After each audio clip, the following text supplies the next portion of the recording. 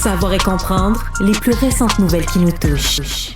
Bien, c'est cet après-midi que va être officiellement assermentée la nouvelle première ministre du Québec. Christine Fréchette, la cérémonie qui va avoir lieu à 16h à l'Assemblée nationale. Et juste avant son assermentation, elle va se rendre faire une visite au maire de Québec, Bruno Marchand, à l'Hôtel de Ville. C'est une première rencontre entre les deux élus dans le cadre des nouvelles fonctions de Christine Fréchette. Par la suite, elle va être nommée à titre de mairesse honoraire désignée de la capitale nationale lors d'une cérémonie d'investiture dans le salon de la mairie. Hier, c'était la passation des pouvoirs officiels avec François Legault. Et Christine Fréchette qui a parlé un peu de la composition de son équipe ministérielle. Elle travaille là-dessus. Elle va présenter ça au cours des prochains jours et elle envisage peut-être faire une place à une personnalité non élue. Il y a quelques personnes qui ont déjà été rencontrées. Je dirais que c'est un espoir, un rêve lointain. Là. C'est pas fait. Je pense qu'il y a une couple de perches qui vont être lancées à des personnes. Je vous dis tout de suite, les noms qui ont circulé dans d'autres médias, oubliez ça. Là, c'est une joke. C'est des journalistes qui cherchaient un nom à mettre et qui ont mis n'importe quoi. Mais pour moi, ce qui est le plus important de la nouvelle d'hier, c'est qu'elle a confirmé quand même que c'est les gens de l'équipe Drainville. Là. Mettons les trois gros noms, là, Drainville, Jolin Barrette, Bélanger, vont avoir des postes importants au cabinet. Est-ce qu'elle réussira? L'affaire d'aller chercher un ministre de l'Extérieur, c'est que Christine Fréchette, les gens qui l'entourent, veulent créer des bonnes nouvelles, tu sais, genre un peu surprenantes. Ce qu'on appelle en langage politique, changer le narratif, là, dire que tout va mal à la CAQ, puis les gens se représentent pas. Donc, les deux bonnes nouvelles qu'ils recherchent, puis peut-être qu'ils réussiront pas.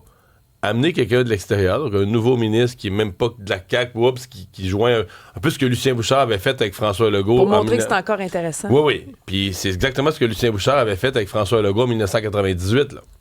François Legault est rentré en politique comme ça. Il n'était pas député. Il est rentré ministre. 5-6 mois, pareil, 5-6 mois avant les élections. Puis là, il s'est présenté à l'élection. Puis là, il y a eu un siège. Alors, c'est ce qu'on voudrait faire. L'autre affaire, c'est qu'il rêverait qu'une ou des personnes, une serait un début, qui a annoncé depuis les 3-4 derniers mois, moi je me représente plus, là. Je reviens pas à l'élection d'octobre, je veux faire d'autres choses, j'ai fait assez longtemps, la politique, change d'idée. Mm-hmm. Souvenons-nous de Mark Carney avait réussi ce coup-là, avec Anita Anand, avec Sean Fraser, qui sont aujourd'hui des ministres de son cabinet. Eux avaient dit sous Justin Trudeau, tout ça, moi je me représente pas, je reviens pas, l'aventure politique c'est assez, j'ai fait assez longtemps. Et là, avait annoncé avant les élections, là, avec le nouvel élan de Mark Carney, ça nous redonne le goût, puis il faut travailler pour le Canada, puis tout ça. Fait que, tu sais, ça change la dynamique. Tabarouette, même les gens qui se présentaient plus reviennent. Alors, c'est ça le rêve de l'entourage de Mme Fréchette. Est-ce qu'on réussira ça ou pas? Là, l'avenir nous le dira. Soupir de soulagement chez les syndicats avec l'élection de Mme Fréchette? Oui, plusieurs sont contents de l'arrivée de Christine Fréchette depuis la défaite de Bernard Drainville. En fait, il qualifie Bernard Drainville de populiste. Il promettait d'éliminer la permanence à vie des fonctionnaires. Et là, les syndicats qui invitent Christine Fréchette à ne pas céder un pouce aux idées donc de Bernard Drainville. Le fait que ce soit une femme aussi, ça déplaît pas à la leader syndicale, notamment Magali Picard de la FTQ. Elle y voit une occasion de rebâtir les ponts avec la CAQ parce qu'on se souvient que la CAQ avait fait un peu la guerre aux syndicats dans les derniers mois. Donc, elle pense que ça va être une bonne façon de rebâtir les ponts. Et elle souhaiterait que la loi récemment qui introduit les cotisations syndicales facultatives et qui modifierait le projet de loi de constitution québécoise en limitant les contestations de certaines lois soit abrogée. Donc, on verra évidemment, là, mais il y a soupir de soulagement de l'arrivée de Mme Fréchette de la part des syndicats. Quand j'ai vu ce titre-là, j'ai trouvé ça très mauvais pour Christine Fréchette. Là. Soupir de soulagement, c'est chez les syndicats. Parce qu'une bonne partie des gens qui votent pour la CAQ ou qui ont voté pour la CAQ ou qui voteraient pour la CAQ souhaitent que les syndicats restent sous tension. Là. Pas qu'on soit nécessairement en guerre, là, mais pensent que le syndicalisme doit être modernisé, sont d'accord justement avec la dernière loi de Jean Boulet. Donc, le fait de dire, les syndicats sont à l'aise, sont confortables avec elle, à mon avis, c'est pas bon pour elle. C'est pas bon pour elle du tout. Bon, hier, Mark Carney qui a convoqué la presse. On a vite senti que c'était une grosse nouvelle, là, que c'était pas une petite annonce, là, que c'était une annonce qui allait toucher directement les contribuables. Il l'a fait sur le coup de 10 heures. Ouais. Première grosse nouvelle de son gouvernement majoritaire maintenant. Un peu de répit pour les automobilistes avec la flambée des prix du pétrole, la flambée des prix de l'essence à la pompe. Il va suspendre la taxe d'accise sur l'essence et le diesel. Ça va être en vigueur à compter de lundi, donc le 20 avril jusqu'au 7 septembre. On dit que c'est une économie directe d'à peu près 10 cents le litre sur l'essence d'ordinaire, là. Donc, pour une voiture normale, c'est peut-être un 5 $ d'essence de rabais, là. Parce que c'est vrai que les prix sur le litre de l'essence ont vraiment augmenté depuis le début du conflit au Moyen-Orient. On était autour de 1,50 $. Parfois, là, on monte autour de 1 $, en tout cas dans la région de Montréal. On ne pourra pas annuler toute la hausse, là. Ben non, très certainement pas. Surtout avec le passage à l'essence d'été. C'est une augmentation d'à peu près 6 cents. Donc, est-ce que ça va passer inaperçu? Plus tard dans l'émission, on va parler de Dan McTeague, là, qui est peut-être celui au Québec, au Canada, qui a surveillé les prix de l'essence depuis longtemps. On va lui poser toutes les questions sur ça. L'essence d'été. Est-ce que le 10 sous, parce que la taxe d'accise, c'est pas une taxe à pourcentage, c'est vraiment une taxe fixe, c'est 10 sous par litre. Est-ce que ce 10 sous-là va vraiment tomber dans nos poches? Est-ce que les pétrolières, les raffineurs... Mais t'as écrit un bon texte là-dessus ce matin dans le Journal de Montréal. C'est parce que t'as la pétrolière, t'as le raffineur, t'as le détaillant. Avec mon texte, je dis, OK, si chacun se prend une scène, là, c'est plus 10 cents, c'est 7 sous. C'est-à-dire que le gouvernement donne 10 sous. Le gouvernement, lui, il se prive de revenus. Là, il cède 10 sous.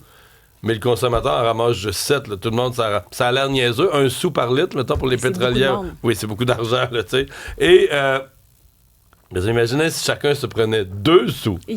Là, le consommateur ramasse même plus la moitié de la baisse. Ça fait que finalement, ça va encore plus. Ben là, on ne sait pas. Tu sais, je veux dire, c'est pour ça que ce matin, je lance un petit appel. Si j'étais le gouvernement, je donnerais peut-être un mandat au bureau de la concurrence de surveiller qu'est-ce qui se passe vraiment avec le prix de l'essence.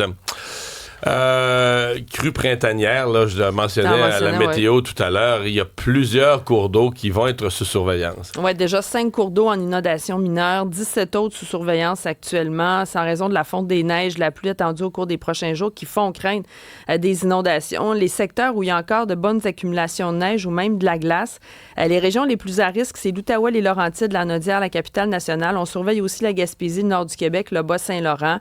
On dit qu'on est loin des crues majeures de 2017-2019, par exemple. Donc, on tient à rassurer quand même les gens, mais on surveille la situation au cours des prochaines semaines. Moi, hier, au 20h30 à LCN, je parlais avec le maire de Rawdon parce que la rivière Ouareau est sous surveillance aussi. Il y avait déjà une inondation mineure et on craignait, là, durant la nuit, que ce soit le pic et qu'on ait peut-être à fermer la rue Saint-Patrick qui longe la rivière où il y a une douzaine de résidences sur place. Donc, on est vraiment là, toutes les villes sont en état d'alerte en ce moment. On transmet des sacs de sable, on a nos équipes sur le terrain.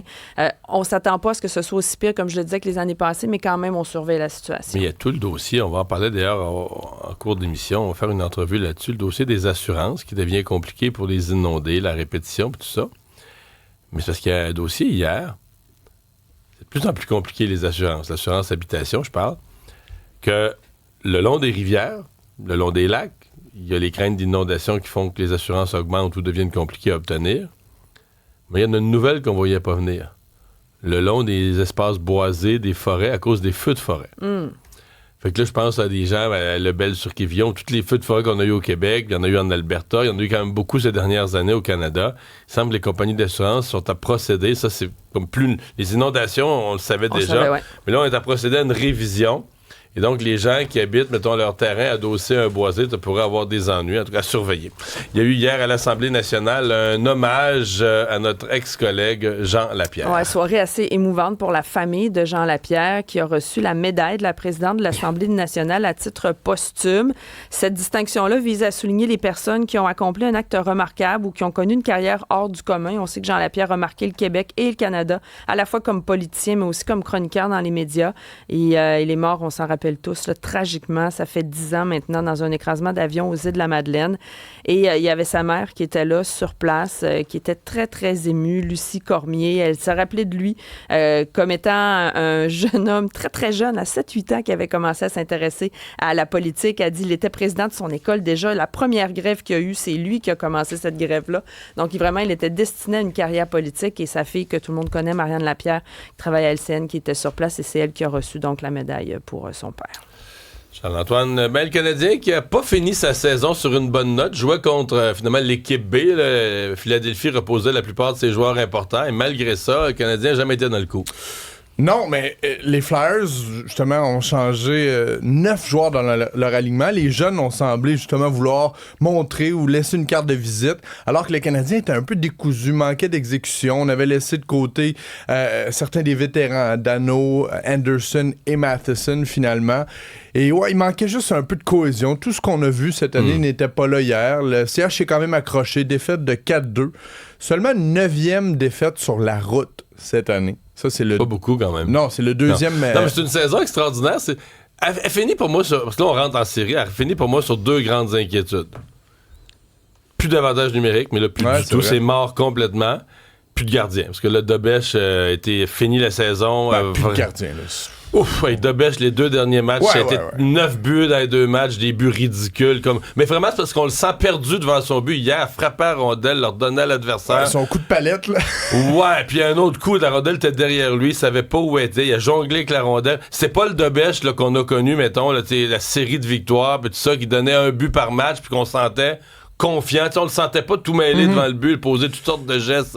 Ben, tu sais, il y a un élément aussi. Il a perdu ses 2 défenseurs les plus fiables dans cette dernière séquence. C'est clair qu'il n'y a pas un paquet de certitudes là, à l'approche de la première ronde. En même temps, sans Dobech, le Canadien ne va jamais chercher 106 points. On finit la saison. Mais l'avantage numérique aussi, il a été très bon. Il a été très bon. Il y a eu des séquences durant la saison. Là, je me dis, on finit, mettons, le dernier 10 jours, là, plus d'avantage numérique, puis un Dobech beaucoup plus chancelant.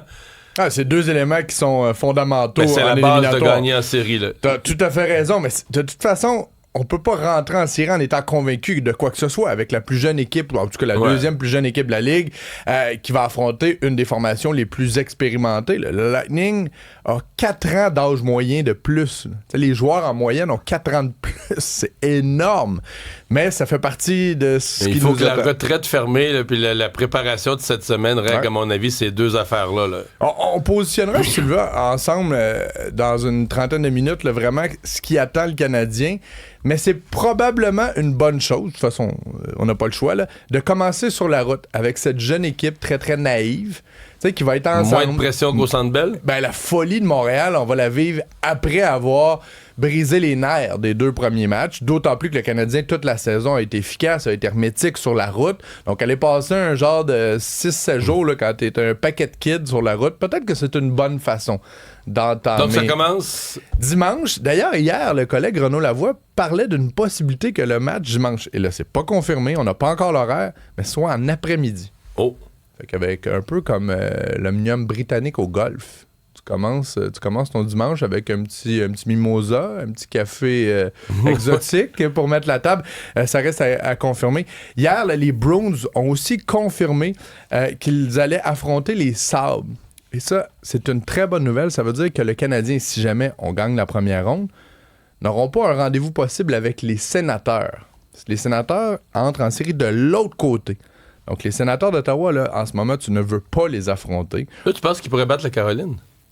Mais la Caroline en éliminatoire, ça n'a jamais été complètement convaincant. Ça reste la meilleure équipe de l'Est, mais les Sénateurs en ce moment sont fatigants. Donc, eux vont aller de l'autre côté. Et les 2 premières rondes, tu restes de ton côté. Donc, par exemple, le Canadien qui bat, s'il bat le Lightning pour affronter les Sabres de Buffalo. Ou les Bruins de Boston. Ou les Bruins de Boston. À surveiller. Décès du producteur de spectacle Donald K. Donald. Oui, Donald Key Talton et son nom le plus connu, Donald Key Donald, est décédé hier à 82 ans. On sait qu'il n'allait pas bien dans les dernières années. Sa santé, on le voyait moins, mais ça a été l'un des producteurs les plus influents pour le Québec, même s'il était anglophone, a donné la place aux artistes québécois, mais surtout a permis à plusieurs artistes de renom international de se produire à Montréal, au Québec, ce qui fait que le Québec était devenu la porte d'entrée, l'incontournable pour l'Amérique du Nord. Même Billboard classait hier, le nommait la légende canadienne de l'industrie musicale. Il a été très influent des années 60 au début des années 2000. Il a été producteur, entre autres, pour les Rolling Stones au Canada. Il a produit plusieurs spectacles. On pense à AC/DC, Pink Floyd, David Bowie, Kiss, Elton John, Madonna, Rod Stewart. Les plus grands passaient par lui. Même Céline Dion, quand elle a commencé sa carrière anglophone, c'est lui aussi qui a fait partie des pierres angulaires au fait de sa carrière. Même dans les maritimes, on dit au Québec, mais dans les maritimes, Tina Turner avait débuté sa tournée aussi en 85 là-bas à St. John's. C'est grâce à lui. Il a eu un rayonnement extraordinaire. Puis aussi Une carrière diversifiée. Il a produit, entre autres, le spectacle Tango Argentino sur Broadway. Il a coproduit Black and Blue, qui a remporté 3 Tony Awards aux États-Unis. Il a reçu en 2000, il a été membre de l'Ordre du Canada, nommé membre de l'Ordre du Canada, qui est la plus haute distinction. Et lui, il réussissait à entretenir ces liens-là parce qu'il créait des liens forts avec les agents. Il a fondé aussi plusieurs étiquettes de musique. Il a chapeauté, entre autres, La Chicane, Danny Bédard, Mitch Rick, Mother, Chromeo, il y en a eu plein. Puis quand on lisait les hommages hier de plusieurs, il y a le groupe Rush, entre autres, qui lui a rendu hommage. Il parle de lui comme un promoteur classique d'excellence, toujours en train de raconter des histoires, toujours de bonne humeur aussi, un gars qui connaissait son métier. Too Many Cooks a mentionné que la plus grosse foule de leur vie, c'était la première partie de Rod Stewart ou faire le Forum de Montréal. Mais tu sais, c'est autre en part, parce que moi, dans mes souvenirs, tu sais... de jeunes, là, puis qui n'étaient pas loin de ce milieu-là, complètement loin de ce milieu-là.